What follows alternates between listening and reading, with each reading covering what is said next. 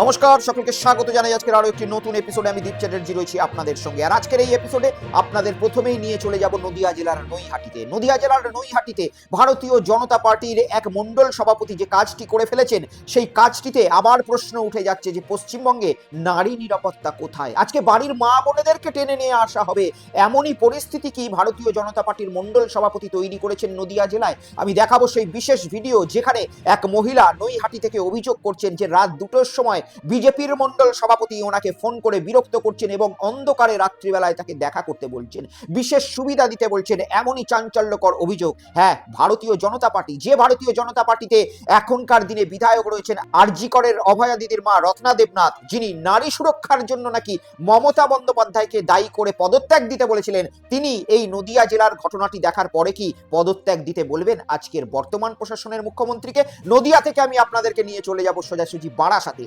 বারাসাতে যে কাণ্ডটি ঘটলো, সেই কাণ্ডটি ভারতবর্ষের যারা স্বাধীনতা সংগ্রামী রয়েছে তাদেরকে আবার কিভাবে অপমান করলো ভারতীয় জনতা পার্টি, সেটার প্রত্যক্ষভাবে উদাহরণ পাওয়া গেল।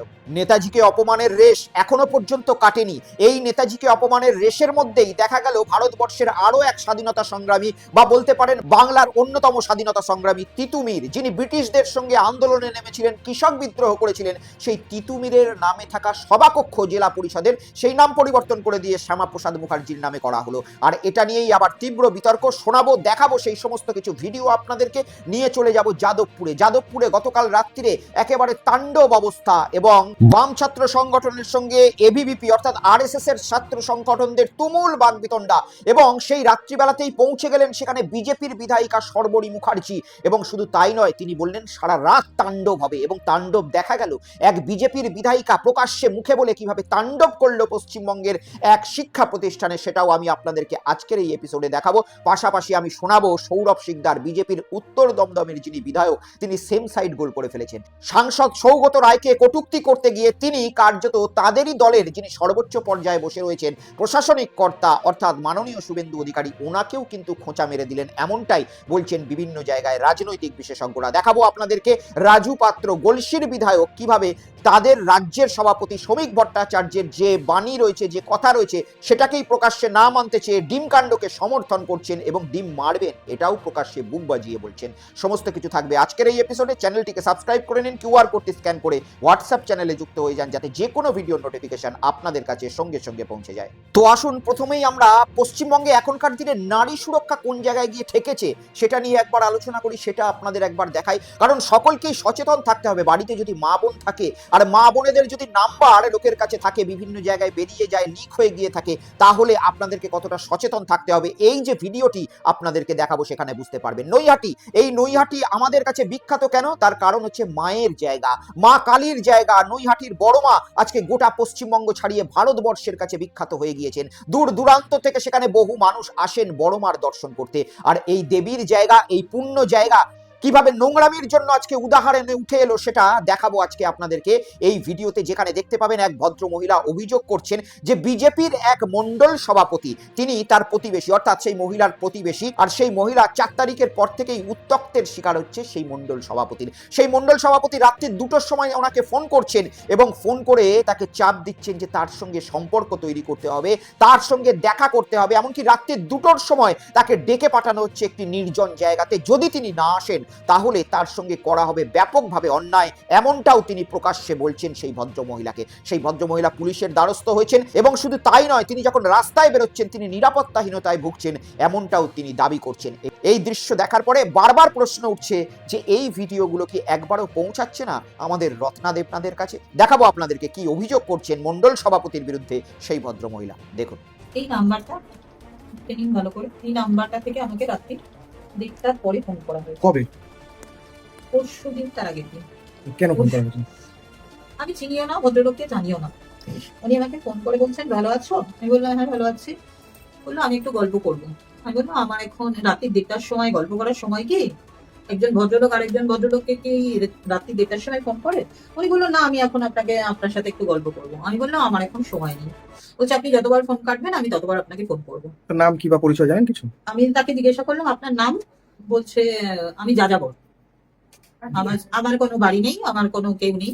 তা আমি বললাম আপনার বাড়ির বউ, ছেলে, মা বা বোনদের যদি কেউ রাতে 1:30টার সময় ফোন করে আপনার কি ভালো লাগবে? বলছে আমার কেউ নেই, আমি একা। তাই তো? আচ্ছা, আপনার নাম্বার পেলো কোথা থেকে, কিছু বলেছে কি? আমার নাম্বার পেলো, আমাকে বললো যে আমার এক পরিচিত তাকে নাম্বারটা দিয়েছে। হ্যাঁ, তারপর মানে সে কি কথোপকথন করে আপনার সাথে? এবার আমাকে বলতে থাকে যে আমি এখন গল্প করব, আপনি যদি আমার সাথে গল্প করতে না চান তাহলে কাল থেকে আপনার দিন গোনা শুরু। এতদিন 4 তারিখের পর থেকে আপনাকে আমি কিছু বলিনি, আজকে যদি আপনি আমার সাথে এখন আমি বিরোধী দলের সমর্থক, শুধু টিএমসি দল তৃণমূল করতেন, করতাম, এখন এখনো করি, জাস্ট সমর্থক হিসেবেই করি। আপনি মানুষ পান্ডের নামে কিছু বলছিলেন। মানুষ, আমি বলছি কলটা শেষ হয়নি, এটা শেষ হয়নি। এটা হচ্ছে টাইমিংটা আপনারা ভালো করে নোট করুন, কোন টাইমে ফোন করেছে। এই যে ফটোটা দেখা যাচ্ছে এটা কি এটা এরই নাম্বার। আচ্ছা আচ্ছা।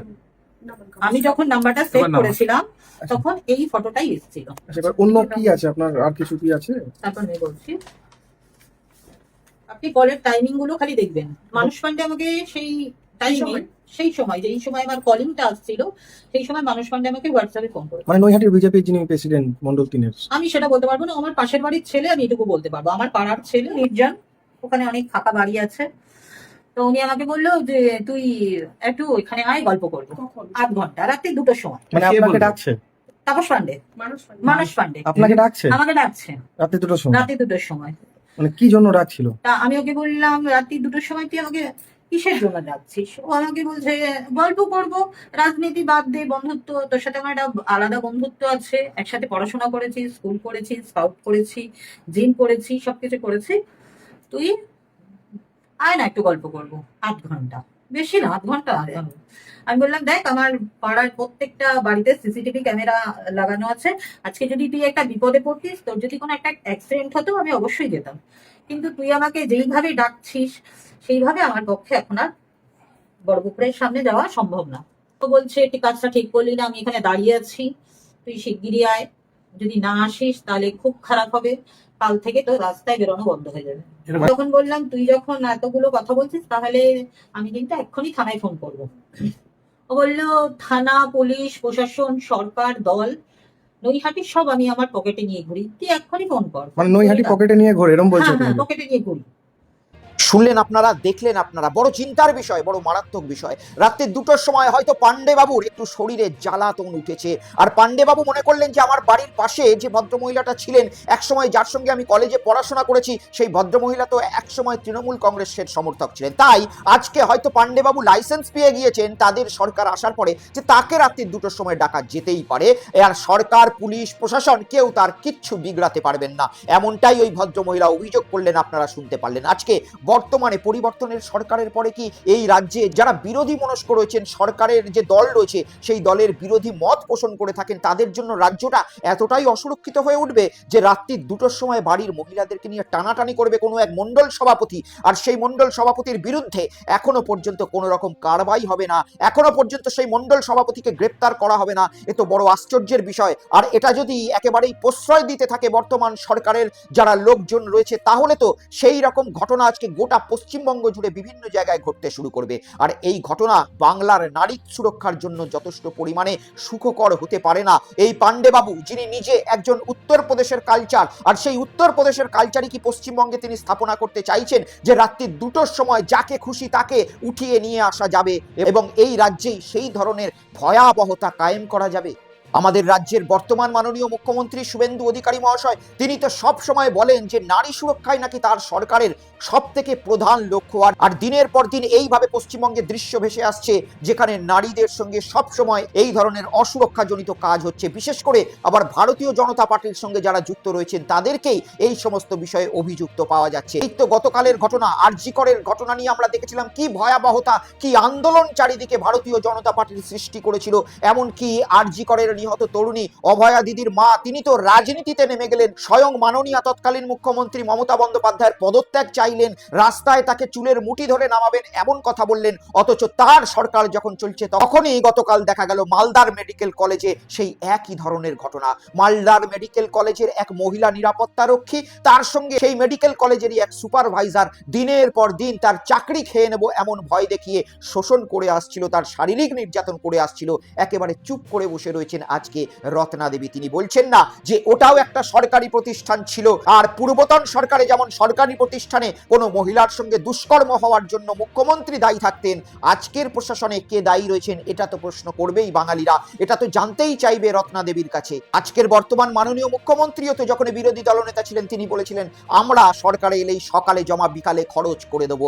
আর এই মালদা মেডিকেল কলেজে যে ঘটনাটি ঘটে গেল 24 ঘন্টা হয়ে গিয়েছে, আর সেই 24 ঘন্টা পেরিয়ে যাওয়ার পরেও যিনি অভিযুক্ত শুভঙ্কর লস্কর তিনি এখনো পর্যন্ত সকালে জমা বিকালে খরচের কোন রকম উদাহরণের সম্মুখীন হয়নি। তাই এই রাজনৈতিক বক্তব্যগুলো যেভাবে আমাদের নারীদেরকে মূর্খ বানানোর জন্য একাধিকবার দেওয়া হয়েছিল, সেটা নিয়েই আজকে পশ্চিমবঙ্গের যে জনতা রয়েছে তারা প্রশ্ন তুলছেন যে কি দৃশ্য আমরা পশ্চিমবঙ্গের মধ্যে আস্তে আস্তে দেখছি। আজকে পরিবর্তনের 3 মাসের মধ্যে প্রায় 30টা এরকমের ঘটনা ঘটে গিয়েল, আর যার সঙ্গে যুক্ত থাকছে বিজেপির মণ্ডল সভাপতি যিনি বাড়ির মহিলাদেরকে ডেকে পাঠাচ্ছেন রাত্রির 2টোর সময়। এটাও যথেষ্ট নিন্দনীয় ঘটনা।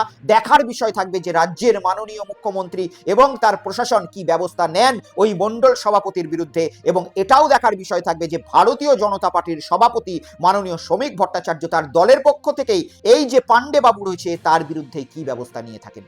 আসুন এরপরে আরো একটি দুঃখজনক ঘটনা দেখাতে বারাসাতে আপনাদেরকে নিয়ে যাই। যারা ইতিহাসবিদ রয়েছেন, যারা ভারত মায়ের প্রকৃত সন্তান রয়েছেন, তারা এটাকে অবশ্যই দুঃখজনক বলবেন এবং প্যাথেটিক বলবেন, কারণ বারাসাতের যে জেলা পরিষদ রয়েছে সেই জেলা পরিষদের সভাকক্ষ, সেই সভাকক্ষটির নাম ছিল তিতুমির সভাকক্ষ। আর এই সভাকক্ষের নামটি গতকাল পরিবর্তন করে দিয়ে ভারতীয় জনতা পার্টির কর্মকর্তারা গলায় গেরুয়া গামছা নিয়ে সেখানে উপস্থিত হলেন এবং জিন্দাবাদ জিন্দাবাদ জয় শ্রীরাম স্লোগান দিতে দিতে তিতুমিরের নামে যে সভাকক্ষটি ছিল সেই সভাকক্ষের নামটি পরিবর্তন করে দিলেন শ্যামাপ্রসাদ মুখার্জি সভাকক্ষ। আমি আপনাদেরকে সেই ভিডিওটি আগে দেখাবো, তারপরে শোনাবো, এবং যারা ভারতীয় জনতা পার্টির কার্যকর্তা রয়েছেন তাদেরকেও শুনতে বলবো যে তিতুমির আসলে কোন ব্যক্তি ছিলেন। তার নামটি তিতুমির, অর্থাৎ তিনি একটি বিশেষ সম্প্রদায়ের বলে এটা কখনোই নয় যে তিনি ভারত বিরোধী ছিলেন, দেশ বিরোধী ছিলেন। তিনি তিতুমির অর্থাৎ এমন একজন ব্যক্তি ছিলেন যিনি ভারতবর্ষের মানুষদের মধ্যে হয়তো সর্বপ্রথম ব্রিটিশদের বিরুদ্ধে আন্দোলন করা যেতে পারে এমন একটি সাহস ভরে দিয়েছিলেন। প্রথমে দেখাবো আপনাদেরকে সেই দৃশ্য, দেখুন। বারাসাতে বদলে গেল তিতুমির সভাকক্ষের নাম। উত্তর চব্বিশ পরগনার বারাসাতে জেলা পরিষদের তিতুমির সভাকক্ষ এর নাম পরিবর্তন করে রাখা হলো শ্যামাপ্রসাদ মুখার্জি ভবন। বুধবার হিন্দু জাগরণ মঞ্চের আইনজীবী শাখার উদ্যোগে এই সভাকক্ষে আয়োজিত হয় অখণ্ড ভারত সংকল্প সভা। সভা শেষে তিতুমিরের ছবি সরিয়ে সেখানে লাগানো হয় শ্যামাপ্রসাদ মুখার্জি ও ভারত মাতার ছবি। এরপরই বদলে দেওয়া হয় সভাকক্ষের নাম। সেখান থেকে বের হয় অখণ্ড ভারত সংকল্প যাত্রা। যাত্রা শেষে বঙ্কিমচন্দ্র চট্টোপাধ্যায়ের মূর্তিতে মাল্যদান করা হয়। নাম বদল ও ছবি পরিবর্তনের ঘটনাকে ঘিরে বারাসাতে তৈরি হয়েছে নতুন রাজনৈতিক ও সামাজিক আলোচনা। তিতুমির মানে নাম পরিবর্তন করে দিল, সমালোচকরা তো বলবে যে তিনি দেশের জন্য অনেক কিছু করলেন, তার নামটা বাদ চলে যাচ্ছে, মানে সেক্ষেত্রে কি মানে শ্যামাপ্রসাদ মুখার্জি তার থেকে অনেক বেশি কিছু করেছেন। তবে আপনি আমি এখন হিন্দুস্তানের মধ্যে তাকে ইতিহাস আছে, আমরা জানি যে বেশ কিছু বই, বেশ কিছু তথ্য বেরিয়ে আসছে তিনি সরাসরি হিন্দু বিরোধিতা করেছিলেন এবং তার কিছু ইতিহাস আছে। কখনো সম্ভব হলে এই নিয়ে বিস্তারিত আমরা এই নিয়ে একটা প্রোগ্রাম করবো। তিতুমিরকে যে মহান করে দেখানো হচ্ছে, অনেকটা ওই আপনারা আকবর হুমায়ুনদের মতো। कितने तेजस्वी लोग हैं हमारे पास, कितने शानदार विचार रखते हैं जी। এসব কি দৃশ্য দেখতে হচ্ছে আমি জানি না, কারণ এই দৃশ্যগুলো আমাদের স্বাধীনতা সংগ্রামীর সঙ্গে জড়িয়ে রয়েছে। এই যে নেতাজি সুভাষচন্দ্র বসু, যাকে নিয়ে কেউ কোনোদিন বাঙালিরা চিন্তা করতে পারেনি একটা নেগেটিভ শব্দ, সেই নেতাজি সুভাষচন্দ্র বসুর নামে রাস্তা পরিবর্তন করে দেওয়া হলো। সেই নেতাজি সুভাষচন্দ্র বসুকে নিয়ে কি ধরনের অবমাননাকর বক্তব্য সোশ্যাল মিডিয়া জুড়ে চললো আপনারা দেখতে পেলেন। সাধারণ মানুষ গর্জে উঠলো, বাঙালিরা একেবারে রাস্তায় নামলো। এই বিপদ বুঝে আজ বুঝে তারপরে নেতাজি সুভাষচন্দ্র বসুর বিতর্ক থেকে আস্তে আস্তে ভারতীয় জনতা পার্টি পিছিয়ে আসতে শুরু করলো। এবারে তাদের নজর পড়লো তিতুমিরের দিকে। ভারতীয় জনতা পার্টি, আমি বারবার বলেছি যে তাদের আদর্শ শ্যামাপ্রসাদ মুখার্জিকে নিয়ে রয়েছে, অবশ্যই সেটা তাদের আদর্শ, এবং শ্যামাপ্রসাদ মুখার্জির নামে তারা 1000টা মূর্তি স্থাপন করুক, সভাকক্ষ তৈরি করুক, ব্রিজ তৈরি করুক, রাস্তা তৈরি করুক, ওনার নামে দিক, সে বিষয়ে বাঙালিদের আমার মনে হয় না কোনো আপত্তি থাকবে, কারণ তাদের সরকার চলছে। কিন্তু যে নামগুলো স্বাধীনতা সংগ্রামীদের সম্মানের জন্য এই রাজ্যে দেওয়া হয়েছিল, যে নামগুলো আজকে তৃণমূল সরকারের আমলে পড়েনি, যুগ যুগ ধরেই চলে আসছে, সেই নামগুলোকে এইভাবে পরিবর্তন করা কতটা ভালো চোখে নিচ্ছে বাঙালি? তিতুমিরের ইতিহাস আমি নিশ্চিতভাবে যারা নাম পরিবর্তন করতে এসেছিলেন তারা কেউ জানেন না, কারণ এক একটা মানুষ এখন হোয়াটসঅ্যাপ ইউনিভার্সিটির প্রোডাক্ট হয়ে গিয়েছেন, তারা কেউ আসলে ইতিহাসের পাতা বা বইয়ের পাতা কোনোদিনও উল্টে দেখেছেন বলে আমার সন্দেহ রয়েছে। আর এই তিতুমিরের যে ইতিহাস রয়েছে সেটা তো বইয়ের পাতা উল্টালেই দেখা যাবে যে এমন একজন স্বাধীনতা সংগ্রামী যিনি আমাদের দেশের কৃষকদেরকে একত্রিত করেছিলেন ব্রিটিশদের সঙ্গে লড়াই করার জন্য। তৎকালীন দিনে আপনারা সকলেই জানবেন, আপনারা হয়তো পড়েছেন ইতিহাসে যে নীল কর বলে একটা বিষয় ছিল, অর্থাৎ নীল চাষিদের কাছ থেকে জোর জবরদস্তি করে কর উসুল করত তৎকালীন ব্রিটিশ সরকারের যে সমস্ত পৈশাচিক আধিকারিকরা ছিলেন তারা। আর সেই আধিকারিকরা যে নীল কর উসুল করতো আর সেটার বিরুদ্ধে যিনি বিপ্লবের শুরু করেছিলেন তার নাম ছিল তিতুমির। এই তিতুমির কৃষকদেরকে একত্রিত করেছিলেন এবং ব্রিটিশদের বিরুদ্ধে লড়াইয়ে সামিল হয়েছিলেন যে আমরা গরিব মানুষরা, চাষিরা খেটে খুঁটে ভারতবর্ষের মানুষের জন্য চাষবাস করছি, আর কেন ব্রিটিশ সরকারকে ট্যাক্স দিতে যাব আমরা, এটার আন্দোলনের সূচনা করেছিলেন তিতুমির। বাঁশের কেল্লা আপনারা সকলেই পড়েছেন, তিতুমিরের বাঁশের কেল্লা। এই বাঁশের কেল্লা তৎকালীন যুগে অত ইট, সিমেন্ট, চুন সুরকি ছিল না এবং গরিব মানুষের অত সামর্থ্যও ছিল না, তাই তিতুমির ব্রিটিশদের সঙ্গে আন্দোলন করার জন্য বাঁশের কেল্লা তৈরি করেছিলেন, যেটা ভেদ করে প্রায় 30 বছর 40 বছর কখনো ব্রিটিশ সরকারের যে সৈন্য ছিল প্রবেশ করতে পারেননি। আর আমাদের দেশের যারা স্বাধীনতা সংগ্রামী ছিলেন সেখানে আশ্রয় নিয়ে নিজেদের জীবন বাঁচিয়েছিলেন। যদিও দুর্ভাগ্যের বিষয় এই বাঁশের কেল্লাটি 1831 খ্রিস্টাব্দে ব্রিটিশ সৈন্যের যে কামান ছিল সেই তোপের সামনে পড়ে ভেঙে যায় এবং তার সঙ্গেই আমাদের তিতুমিরও শহীদ হয়ে যান সেই সময়। কিন্তু এই যে বাঁশের কেল্লা তার আগে পর্যন্ত বহু মানুষকে সুরক্ষিত করে গিয়েছিল। তিতুমিরের লড়াই কোনোদিনও হিন্দু বা হিন্দুত্ব বিরোধী ছিল না, তিতুমিরের লড়াই ছিল ব্রিটিশ বিরোধী। আর আজকে সেই তিতুমিরের নামটাকেই পরিবর্তন করে শ্যামাপ্রসাদ মুখার্জির নামে রাখা হচ্ছে। শ্যামাপ্রসাদ মুখার্জির নামে অনেক কিছুই বহু মানুষ কিন্তু বলে থাকেন এবং এগুলো ডকুমেন্ট রয়েছে। আজকে আমরা সকলেই জানি যে শ্যামাপ্রসাদ মুখার্জি হয়তো RSS এর ব্যক্তি ছিলেন এবং ভারতীয় জনতা পার্টি শ্যামাপ্রসাদ মুখার্জিকে নিয়ে অনেক কিছু স্বপ্ন দেখেন, কিন্তু এটাও তো সত্য যে শ্যামাপ্রসাদ মুখার্জি আজকে কলকাতা ইউনিভার্সিটির বা বিশ্ববিদ্যালয়ের একজন উপাচার্য ছিলেন। সেই উপাচার্য যিনি 60 টাকা মাইনে পেতেন ব্রিটিশ সরকারের কাছ থেকে, তিনি সেই সরকারের কাছ থেকে 60 টাকা মাইনে নিতেন যে সরকার আমাদের দেশের সাধারণ ভারতবাসীর কাছ থেকে একেবারে চুষে চুষে ট্যাক্স উসুল করত, তাদেরকে হেনস্থা করে তাদের বাড়ি লুট করত, সেই সরকারের কাছ থেকেই উনি কিন্তু বেতন গ্রহণ করতেন। তবুও বলবো যে হ্যাঁ, অবশ্যই RSS এর আদর্শ এবং বিজেপির যারা কর্মকর্তা রয়েছেন তাদের আদর্শ যদি শ্যামাপ্রসাদ মুখোপাধ্যায় হয়ে থাকেন তাহলে তার নামে আরো নতুন নতুন কিছু জিনিস সৃষ্টি করা হোক, স্কুল বিদ্যালয় যেখানে সাধারণ মানুষ, গরিব মানুষ পড়াশোনা করতে পারবে, স্বাস্থ্য কেন্দ্র তৈরি করা হোক। কিন্তু এর মানে এটাই নয় যে যে স্বাধীনতা সংগ্রামীরা ভারতবাসীদের জন্য লড়াই করেছিল তাদের নামের জায়গাগুলোকেই পরিবর্তন করে শ্যামাপ্রসাদ মুখোপাধ্যায়ের নামে করে দেওয়া হোক। এটা আমার মনে হয় না বাঙালি সমাজ কখনো ভালো চোখে মেনে নিতে পারবেন। আসুন এরপরে আমি আপনাদেরকে একটু যাদবপুরে নিয়ে যাই। যাদবপুরে গতকাল রাত্রি 2টোর সময় মধ্যরাত অতিক্রান্ত হয়ে যাওয়ার পরে সেখানে রাজনীতি দেখা গেল না অভিনয় দেখা গেল সেটা বাংলার মানুষ বুঝতে পারলেন না। বাংলার মানুষ সেখানে দেখতে পেলেন এক পুরনো দিনের অভিনেত্রীকে যিনি আজকে বর্তমান যুগে বিধায়িকা হয়েছেন। কিন্তু এই বিধায়িকা সেখানে নিজের এলাকা ঠান্ডা করতে পৌঁছায়নি, পৌঁছে গিয়েছিলেন এলাকা উত্তপ্ত করতে। এমনই তার বক্তব্যে গতকাল দেখা গেল। গতকাল যাদবপুর ইউনিভার্সিটিতে দুই ছাত্র সংগঠনের মধ্যে ঝামেলা। একদিকে RSS এর ছাত্র সংগঠন ABVP, অন্যদিকে বাম ছাত্র সংগঠনরা রয়েছে।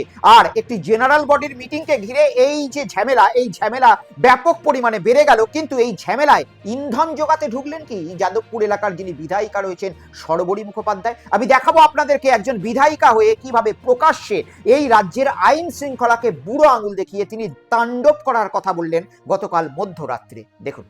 ভালো সারা রাত তাণ্ডব চালাবো আমি। কোথায় লুকিয়ে রাখবেন? কটা ছেলে আপনাদের বলুন? গোটা যাদবপুর এক হয়ে গেছে। কটা ছেলে আপনাদের? কজন পারবেন বাঁচাতে? আমি আসছি যাদবপুর ইউনিভার্সিটিতে, আপনি পারেন তো সামনে নিন। এ কি অবস্থা! রাজ্যের একজন শপথ নেওয়া বিধায়িকা তিনি বলছেন তাণ্ডব নৃত্য দেখাবেন, তাণ্ডব করবেন। এই কথাগুলো মাওবাদীদের মুখে মানাবে, এই কথাগুলো যারা সন্ত্রাসবাদী রয়েছে তাদের মুখে মানাবে, যারা দেশবিরোধী রয়েছে তাদের মুখে মানাবে। একজন বিধায়িকা তিনি তাণ্ডব করাবেন তার এলাকায়, কিভাবে সম্ভব হতে পারে? যাই হোক, এই ঘটনার যেটা সূত্রপাত সেটা হচ্ছে গতকাল রাত্রিবেলায় যাদবপুরের যে ইউনিভার্সিটি রয়েছে সেই ইউনিভার্সিটিতে একটি জেনারেল বডির মিটিং ছিল।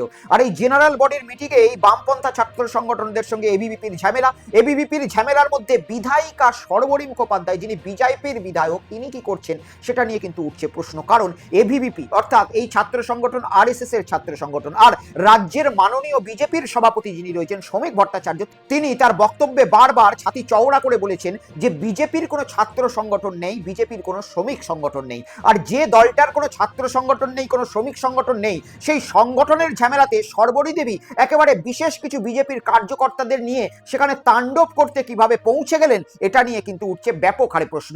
শুধু তাই নয়, তিনি মুখে তাণ্ডব করার কথা বলেননি, এমনকি ছাত্র হোস্টেলের মধ্যে তাণ্ডব করতে দেখা গেল বেশ কিছু বহিরাগতকে, যারা আমরা চোখের সামনে লাইভ ক্যামেরার মাধ্যমে দেখলাম যে ছাত্র হোস্টেলের মধ্যে আগুন ছুঁড়ে ছুঁড়ে ফেলছে, যাতে যে কোনো সময় ছাত্র হোস্টেলটির মধ্যে বড় সড়ো অগ্নিকাণ্ড ঘটে যেতে পারত।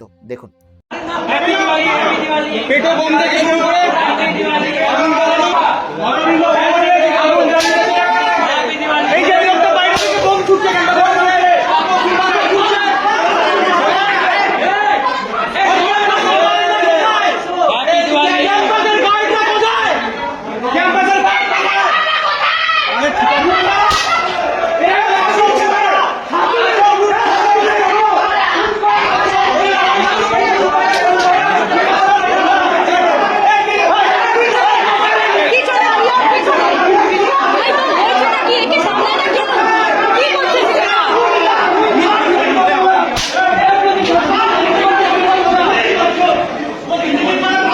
আক্রান্ত করা হচ্ছে।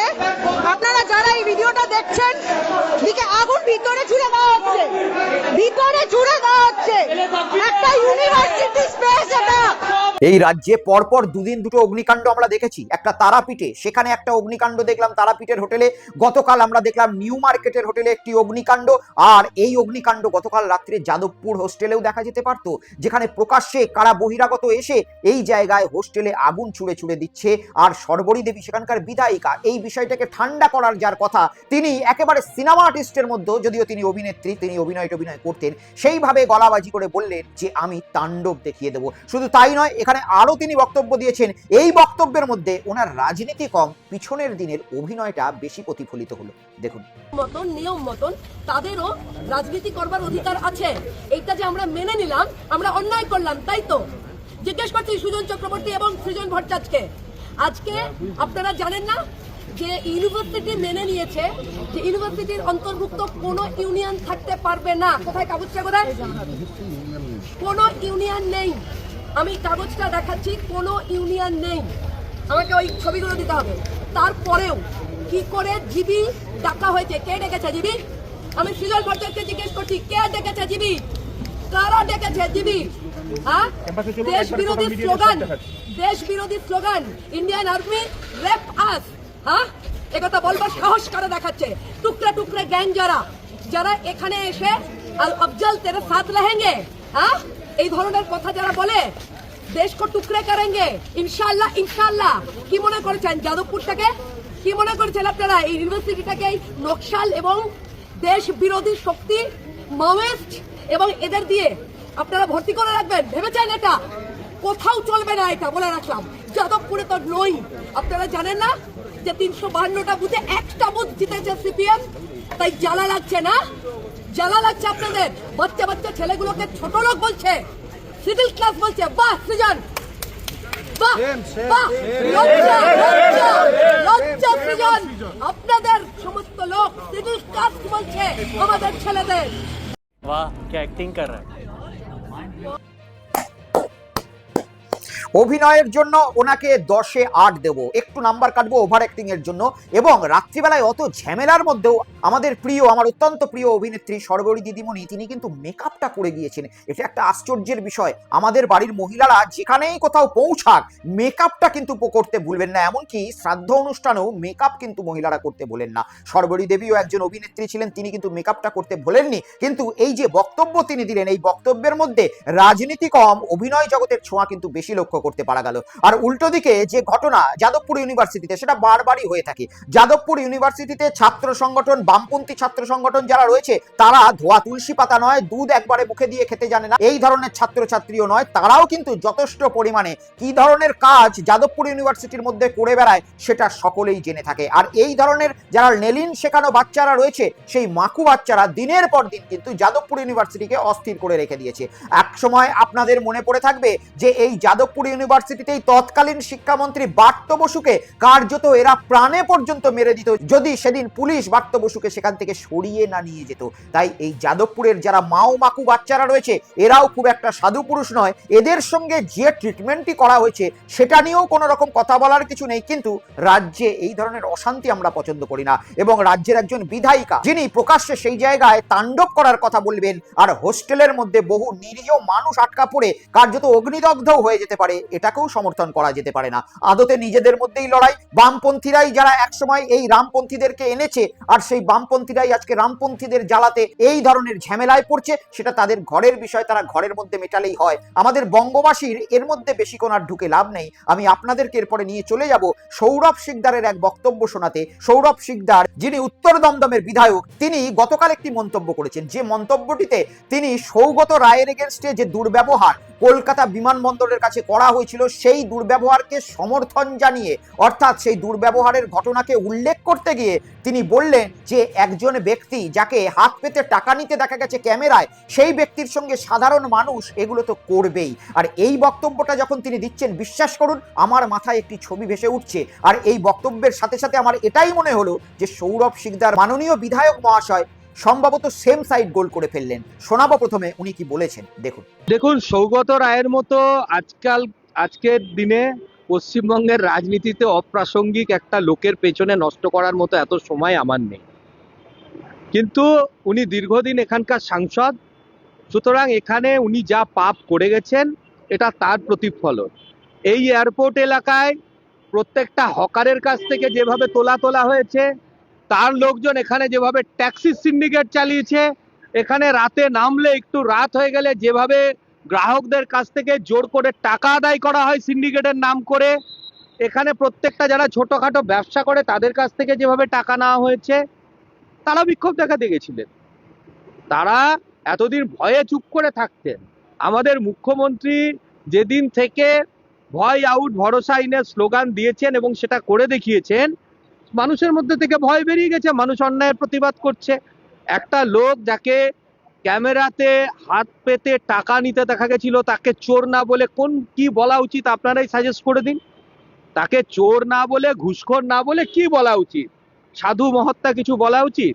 আমি জানি না এই কথাগুলো, এই বক্তব্যগুলো আজকে পশ্চিমবঙ্গে কতটা সমর্থনযোগ্য। একজন বিধায়ক যার সম্বন্ধে এই কথাগুলো বলছেন, তিনি একজন সাংসদ। আর এই সাংসদ ছোটখাটো সাংসদ নয়, এই সাংসদের 80 বছর বয়স। যে সাংসদ সম্ভবত সৌরভ শিকদারের পিতৃতুল্য, তার সঙ্গে এই ধরনের ঘটনা ঘটে যাওয়াকে তিনি সমর্থন করছেন, জনরোষ বলছেন, এবং বলছেন এমন একটি কথা, যে কথাটাতে একেবারে তার নিজের গোলেই তিনি বল জড়িয়ে ফেললেন। এমনটাই আজকে পশ্চিমবঙ্গবাসী বলছেন। তিনি বলছেন যে এমন একজন সাংসদ যাকে হাত পেতে টাকা নিতে দেখা গেছে ওপেন ক্যামেরাতে। আর এই ঘটনাটা একবার আপনারা মনে করে দেখুন, যে হাত পেতে ওপেন ক্যামেরাতে নারদা স্টিং অপারেশনে যাদেরকে টাকা নিতে দেখা গিয়েছিল, তাদের ম্যাক্সিমাম ব্যক্তি এখন কিন্তু ভারতীয় জনতা পার্টির ছত্রছায়ায় রয়েছে। এই যে সৌগত রায়, তাকে অবশ্যই এই নারদা স্টিং অপারেশনে ওপেন ক্যামেরায় টাকা নিতে দেখা গিয়েছিল, কিন্তু বাকি ব্যক্তি কারা? সৌরভ শিকদার বাকি ব্যক্তিদের নাম কি করতে পারবেন এইভাবে বুক পিটিয়ে? কারণ এই ক্যামেরায় টাকা নিতে দেখা গিয়েছিল এমন একজন ব্যক্তিকে, যে ব্যক্তি আজকে রাজ্যের প্রশাসনের সর্বময় কর্তা, আপনারা নিশ্চয়ই সকলে জানেন। আর এই ঘটনা লুকোচুরি নেই, তাই আমারও নাম বলতে খুব একটা অসুবিধা নেই যে এই ভিডিওটি আজকের রাজ্যের মাননীয় মুখ্যমন্ত্রী শুভেন্দু অধিকারী মহাশয়ের তৎকালীন তৃণমূল কংগ্রেসে থাকার সময় বেরিয়েছিল নারদা স্টিং অপারেশনে, যিনি 5 লক্ষ টাকা হাত পেতে নিচ্ছিলেন ক্যামেরার পর্দায়, এমনটাই লক্ষ্য করতে পারা গিয়েছিল। শুধু আমি বলছি বলে নয়, এই কথাটা বিজেপির সদর দপ্তরে একেবারে ক্যামেরা চালিয়ে, টিভি চালিয়ে, ভিডিওগ্রাফি চালিয়ে দেখানো হয়েছিল নির্বাচনী প্রচারে, যে তৃণমূল কংগ্রেসের এক সাংসদ শুভেন্দু অধিকারী মহাশয়, তিনি এই যে যে ঘুষ নিচ্ছেন 5 লক্ষ টাকা বড় বড় করে দেখানো হয়েছিল। তাই এই যে কথাটা সৌরভ শিকদার বললেন, এই কথাটা সৌগত রায়কে তিনি কটূক্তি করতে গিয়ে একেবারে নিজের দলেই সেম সাইড গোল করে ফেললেন, এমনটাই রাজনৈতিক বিশেষজ্ঞ মহলের ধারণা। শুধু মাননীয় শুভেন্দু অধিকারী মহাশয় নয়, এই নারদা স্টিং অপারেশনে যুক্ত ছিলেন শঙ্কুদেব পণ্ডা, যিনি আজকে ভারতীয় জনতা পার্টির অন্যতম নেতা, আপনারা সকলেই জানেন। আজকে এই নারদা স্টিং অপারেশনে জড়িত ছিলেন কাকলি ঘোষ দস্তিদার, তিনিও আজকে এনসিপিআই দলে রয়েছেন, অর্থাৎ এনডিএ এর শরিক দলে রয়েছেন। তাই মাননীয় সৌরভ শিকদার যে কথাটা বললেন, এই কথাটা কতটা লজিক খাটছে, বা ওই যে ঘটনাটার জন্য সৌগত রায়ের সঙ্গে ওই ধরনের ব্যবহারকে তিনি জাস্টিফাই করছেন, তাহলে আজকে যারা বিজেপির সান্নিধ্যে ওই ঘটনাগুলোই ঘটিয়ে রয়েছেন তাদের সঙ্গে যদি এই ঘটনা ঘটে, তাহলে কি তিনি সেটা মেনে নেবেন? প্রশ্ন উঠছে। আর এদিকে মাননীয় বিধায়ক সৌরভ শিকদার বাবু যখন তার নিজের দলকেই নারদা স্টিং অপারেশনের কথা তুলে বিপদে ফেলার চেষ্টা করছেন, তখন আরও একজন ব্যক্তি বিজেপির বিধায়ক রাজু পাত্র, যিনি গলসির বিধায়ক, তিনিও তার দলকে বিপদে ফেলার যথেষ্ট পরিমাণে ব্যবস্থা করে নিয়েছেন। আজকে আপনারা সবসময় শুনেছেন যে এই যে ডিম থেরাপি, এই ডিম থেরাপির বিরুদ্ধে বারবার মাননীয় রাজ্য সভাপতি বিজেপির শ্রমিক ভট্টাচার্য তিনি কিন্তু প্রতিবাদ করেছেন এবং বলেছেন যে ডিম থেরাপি আমাদের কালচার হতে পারে না, যে কোনো দিন ডিমের অভিমুখ পর্যন্ত কিন্তু ঘুরে যেতে পারে। এটাই বারবার কিন্তু সচেতন করে রাজ্য সভাপতি বিজেপির বলছেন, কিন্তু রাজ্য সভাপতিকে থোড়াই কেয়ার এই ধরনের মনোভাব রাজু পাত্র দেখালেন বিজেপির যিনি গলসির বিধায়ক রয়েছেন। তিনি প্রকাশ্যে বললেন যে গলসিতে যদি সাংসদ, তৃণমূল কংগ্রেসের সাংসদ কীর্তি আজাদ কখনো প্রবেশ করেন, তিনি ডিম মারবেন এবং তিনি বিজেপির কর্মকর্তাদেরও ওপেন ডিম মারতে তাকে বলবেন। দেখুন, গলসি বিধানসভায় ঢুকুক, ওনাকে উনি যে বন্দুক দেখিয়েছে, ওনার বন্দুকে কতগুলো গুলি আছে, আমরা বুক চিতিয়ে দাঁড়িয়ে থাকবো। আর ডিম তো ছুড়বো, আমি ছুড়বো প্রয়োজন হলে। ওনার কত বন্দুক পিস্তল হয়েছে একবার দেখবো। উনি এলাকায় ঢুকতে পারছে না, ওনার এত কেন ভয়? ডিম ছড়াটা কিসের ভয়? উনি তো কাজ করেনি, 2 বছর পেরিয়ে গেল, ওনার কোনো কাজ নেই, আর ডিম তো আমরা ছুড়বো। আর ওনার কত বন্দুক আছে একবার দেখবো, কতগুলো গুলি বের করতে পারে। এটা কি চ্যালেঞ্জ করছে? একদম চ্যালেঞ্জ করছি। উনি এলাকায় ঢুকবে সেদিনই ডিম ছুড়বো, আপনারা দেখবেন। আমার কার্যকর্তারা ছুড়বে, আমিও থাকবো সঙ্গে। শুনলেন আপনারা। দেখুন, রাজ্যের বিজেপির সভাপতি শ্রমিক ভট্টাচার্য যতই তার দলের মুখকে পরিষ্কার করার চেষ্টা করুন, যতই মাননীয় মুখ্যমন্ত্রী শুভেন্দু অধিকারী মহাশয় তার দলকে স্বচ্ছভাবে চালানোর চেষ্টা করার কথা বলে থাকুন ওপেনলি, কিন্তু এই যে কিছু বিধায়কদের কার্যকলাপ যেগুলো আমি আপনাদেরকে দেখালাম, গলসির রাজু পাত্র থেকে শুরু করে এই উত্তর দমদমের সৌরভ শিকদার থেকে শুরু করে সর্বরী মুখোপাধ্যায়, তাদের সকলেরই কাজকর্মে, কথাবার্তায় কিন্তু ভারতীয় জনতা পার্টিকেই আজকে বিভিন্ন জায়গায় বাঙালি সমাজের কাছে কিন্তু জবাবদিহি করতে হচ্ছে। এই যে রাজু পাত্র মহাশয় তিনি যে কথাটি বললেন, এই কথাটি ভারতীয় জনতা পার্টির রাজ্য সভাপতি বারবার মানছেন না এমন কথা বলছেন, কিন্তু প্রকাশ্যে তিনি ডিম থেরাপিকে সমর্থন করছেন। আজকে আদালত পর্যবেক্ষণ করেছিল যে ডিম থেরাপি যদি যেখানে চলবে সেখানে পুলিশকে কঠোর ব্যবস্থা নিতে হবে। আর এই ডিম থেরাপিতে অন্যতম মদত দিচ্ছেন প্রকাশ্যে দেখা যাচ্ছে রাজু পাত্র, যিনি গলসির বিধায়ক মহাশয়। তিনি যখন এই কথা বলছেন, তার বিরুদ্ধে প্রশাসন কি ব্যবস্থা নেবেন? আগামী দিনে কীর্তি আজাদের সঙ্গে যদি এই ধরনের ডিম থেরাপি ঘটে, তাহলে তো প্রকাশ্যে বোঝাই যাচ্ছে যে রাজু পাত্র মহাশয় বা তার অনুগামী এই ধরনের কাজকর্ম করেছেন। তারপরেও কি প্রশাসন বসে থাকবে চুপ করে? সেই বিষয়ে নজর থাকবে। কিন্তু ডিম থেরাপিকে যতই রাজ্য সভাপতি সমর্থন না করে থাকুক, বিজেপির এই সমস্ত এমএলএরা তারা কিন্তু পশ্চিমবঙ্গে বাড়ানোর জন্য ব্যাপক পরিমাণে ভূমিকা পালন করছে, প্রকাশ্যে আপনারা দেখতে পেলেন। এই এপিসোড এই পর্যন্তই থাকলো। চ্যানেলটিকে ভালো লাগলে সাবস্ক্রাইব করে নেবেন এবং আপনারা চাইলে চ্যানেলটির মেম্বারশিপও জয়েন করতে পারেন, তাতে আমাদের চ্যানেল কিছুটা সাপোর্ট পেয়ে যাবে। তবে এটাও আবেদন করব, যাদের সামর্থ্য নেই তাদের মেম্বারশিপে যাওয়ার কোনো রকম দরকার নেই, যেভাবে আপনারা ভিডিও পাচ্ছেন সেভাবেই পাবেন, কিন্তু সামর্থ্য থাকলে মেম্বারশিপ জয়েন করে একটু সাপোর্টও করে দেবেন। সকলে ভালো থাকুন, সুস্থ থাকুন, দেখা হবে আপনাদের সঙ্গে আবার পরবর্তী এপিসোডে। ততক্ষণে দেখতে থাকুন বেঙ্গল পালস উইথ দীপ, সত্য যেখানে রং দেখে না। নমস্কার।